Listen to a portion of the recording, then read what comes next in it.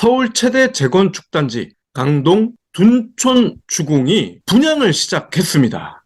새로 짓는 아파트 이름은 올림픽파크 포레온이래요. 특별 공급 청약을 했는데 예상대로인지 예상 밖인지는 모르겠습니다만 미달이 나왔습니다. 그러니까요. 이거 너무 아파트 간 간격도 좁다. 뭐 여러 가지 구설이 많았잖아요. 네. 미달될 것이다라는 얘기가 나왔는데, 진짜 그렇게 됐군요. 보수 언론에서는 그래도 서울이고 서울 중에서도 강남 4구 중에 하나인 강동이고 또 단군 이래 최대 규모의 아파트고 등등등 이러면서 미달이 날 가능성은 낮다. 이렇게 나팔을 불었었는데 결과적으로는 미달이 나왔습니다. 그러니까요. 아무리 언론들이 그렇게 얘기해도 이 현실을 이길 수가 있나요? 특별공급 미달은요, 오늘부터 받는 일밥 공급분에 포함이 돼서 청약을 받습니다. 이처럼 둔촌 주공이 미달이 나오니까 또 다른 서울 분양 성북구 장위동 장위 4구역, 여기는 새 아파트 이름이 장위자이 레디언트래요. 이쪽도 미분양이 될 가능성이 커졌습니다. 이처럼 최대 규모의 둔촌 주공 그리고 장위 4구역마저도 빨간불이 켜지면서 가뜩이나 힘든 부동산 시장 더더욱 어려워질 것 같아요. 그러니까요. 이달에만 6천여 가구나 서울 지역에서 분양이 된다고 하는데 이거 전부 다 미달되면 어떻게 될까요? 폭탄 세일을 해야 될 텐데요.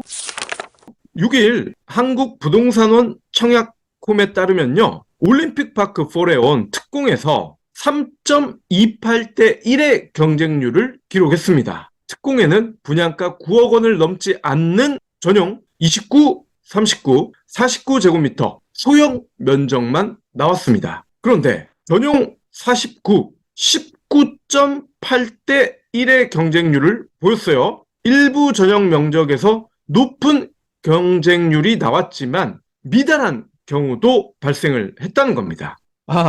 경쟁률도 허수였다는 얘기군요. 신혼부부 전용 39는 301가구를 모집했는데 90명만 지원했고요. 노부모 부양 전형 39는 34가구 모집에 5명, 기관 추천 전형 39에는 115가구 모집인데 28명, 그보다 큰 면적인 전용 49도 다자녀 가구 전형 62가구였는데 45명만 신청했습니다. 생각보다 미달이 많이 나왔어요. 소형 면적 물량이 둔촌주공 전체의 43%나 되는데 이렇게 미달이 많이 나왔는데 이유가 있더라고요. 앞서 말씀하신 대로 컨디션이 좋지 않은 것도 있었지만 가격이 너무 비싼 것 같아요. 29, 39, 49가 있다고 말씀드렸는데 49짜리가요. 8억 2천에서 8억 8천만 원입니다. 이렇게 비싸니 미달이 날 수밖에 없지 않았겠습니까? 그렇죠. 거기다가 시장 환경, 현실도 점점 더 나빠지고 있다면서요. 맞습니다. 바로 금리죠. 8억. 자기 돈 내고 집 사는 사람 굉장히 드물 거예요. 은행 빚을 내야 되는데 혹시 애청자분들 중에서 둔촌주공 청약하시려는 분들 계시다면 다음 내용에 더 주목해 주시길 바랍니다. 경부진에서는 앞으로 한동안 집 사면 바보다 라고 강조했는데 미국 연준이 다시 한번 확인 사살을 할 가능성이 커졌다는 겁니다. 연준이 노동시장 과열 탓에 내년에도 예상보다 공격적인 금리 인상에 나설 수밖에 없다라고 월스트리트 저널이 우리 시간으로 오늘 보도를 했습니다. 물론 물가 상승률이 정점을 찍고 아주 조금 둔화하는 조짐을 보이고는 있습니다만 임금 상승 압력이 여전하기 때문에 투자자들이 예상하는 것보다 높은 수준까지 계속해서 꾸준히 기준금리를 끌어올릴 수밖에 없다는 게 월스트리트 저널의 진단입니다. 그렇죠. 다른 나라 중앙은행과는 달리 미 연준은 물가만 보는 게 아니잖아요. 고용지표, 이것도 유심히 보는데 이 고용지표가 아직도 심상치 않다면서요. 맞습니다. 2일에 발표가 됐습니다. 시장 전망을 훨씬 뛰어넘었어요. 11월 비농업 일자리 증가폭이 전망치를 30% 이상 상회했고 시간당 평균 임금은 전망치의 2배나 급등을 했습니다. 임금 상승세, 노동집약 서비스 산업의 높은 물가 오름세, 연준의 최종금리를 투자자들이 예상하는 5%보다 더 높이 끌어올릴 수 있다고 신문이 전망했습니다. 임금이 계속 오르면 아무래도 인플레가 장기화할 위험이 커지지 않겠습니까? 그렇죠. 그렇기 때문에 미 연준에서는 고용 지표를 유심히 보는데 오는 13일에서 14일 열리는 FOMC에서도 기준금리가 또 다시 오를 수도 있다. 특히 빅스텝을 할 수도 있다. 이런 전망도 굳어지고 있잖아요. 그렇죠. 베이비도 아니고 빅스텝이 확실시 되고 있는데 13일 발표 예정인 11월 소비자 물가 지수가 높게 나온다면 연준은 다음 회의가 내년 2월이거든요. 이때도 또 빅스텝을 밟을 수밖에 없다는 게 월스트리트저널의 지적입니다. 그렇군요. 그렇게 되면 시장이나 전문가들 미국 금리 정점이 이제 진행한 거 아니냐라는 전망이 완전히 다 틀린 것 같아요. 최종 금리 그 지점이 더 높아질 수밖에 없는 거 아닙니까? 대다수 영양제 브랜드는 하나의 제조업체에 모든 품목의 생산을 맡깁니다. 비용을 줄일 수 있거든요. 국내만 해도 수백 개의 외주 제조사들이 있습니다. 그런데 업체들마다 잘 만드는 품목은 다릅니다. 비타민에 특화된 업체, 오메가3의 강점이 있는 업체는 다 달라요. 그래서 브리오는 각 품목을 가장 잘 만들 수 있는 업체에 일일이 접촉해서 생산합니다. 브리오 품목 수는 현재 14개지만 거래하는 제조사는 7곳이나 되는 이유죠. 다만 이런 과정을 거치면서 원가가 다소 높아져 소비자가도 덩달아 높은 편이긴 합니다. 하지만 똑똑한 소비자들은 금방 알죠. 처음 보는 브랜드지만 먹어보니 괜찮네? 하시거든요. 그래서 재구매율이 높답니다. 브리오 비타민, 오메가3, 루테인을 포함한 14개 제품은 브리오 공식 쇼핑몰에서 만날 수 있습니다. 네이버나 카카오에서 브리오를 검색하세요. 일단 12월 회의 후에 내놓을 점도표에서 내년 전망치를 종전 4.5%에서 4.75, 5.25%로 살짝 올릴 것으로 예상이 됩니다. 내년 2월 금리 인상폭을 놓고 0.5%포인트를 주장하는 매파와 0.25를 선호하는 비둘기 위원들 사이에 경론이 벌어질 겁니다. 전반적인 물가 상승세가 둔화하더라도 노동시장이 계속 과열이 되면 기저 물가 압력이 여전하다 이렇게 판단하는 매파들의 견해에 무게가 실릴 겁니다. 더군다나 파월 의장이 브루킹스 연구소 연설에서 금리를 5% 이상 수준으로 빠르게 올린 뒤에 물가가 안정이 되는구나 확인이 되면 곧바로 금리 인하로 전환하거나 아니면 천천히 금리를 올리면서 적정 수준을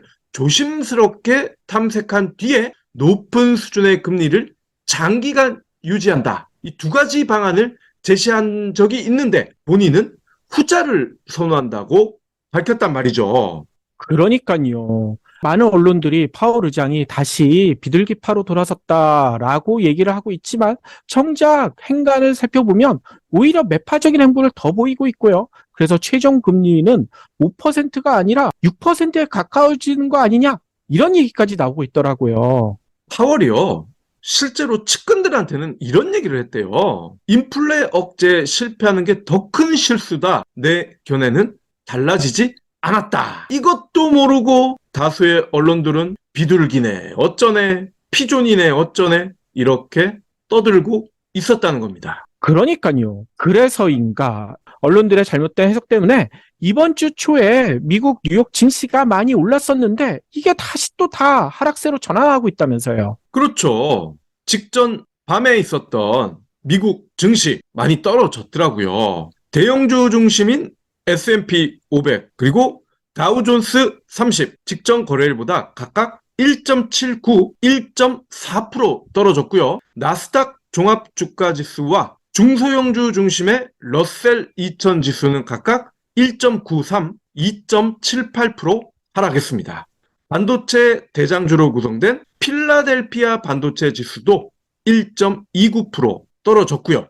그런데 여기서 눈에 띄는 게 우리의 머스크 형아 어떻게 합니까? 예, 소화가 안 될 것 같은데요. 테슬라 주가가 하루 만에 6.37% 하락해서 주당 182.45달러를 기록했습니다.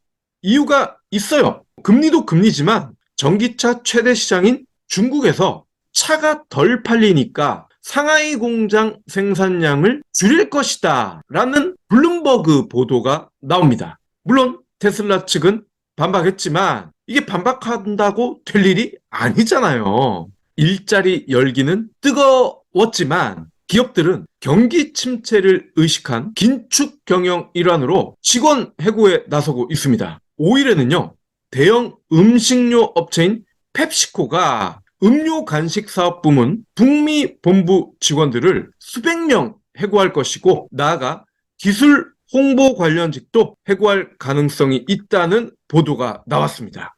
그렇죠. 이에 앞서 아마존이나 페이스북 이런 데에서도 많은 인원들을 해고하고 있다고 하죠. 예. 먹거리 대장 회사인 펩시코가 이렇게 수백 명씩 해고를 한다면 나머지 회사들도 분명히 따라할 겁니다. 연준이 기준금리를 가파르게 올리면서 경기 침체 그림자가 깊어지니까 허리띠 졸라매기에 나서는 거죠.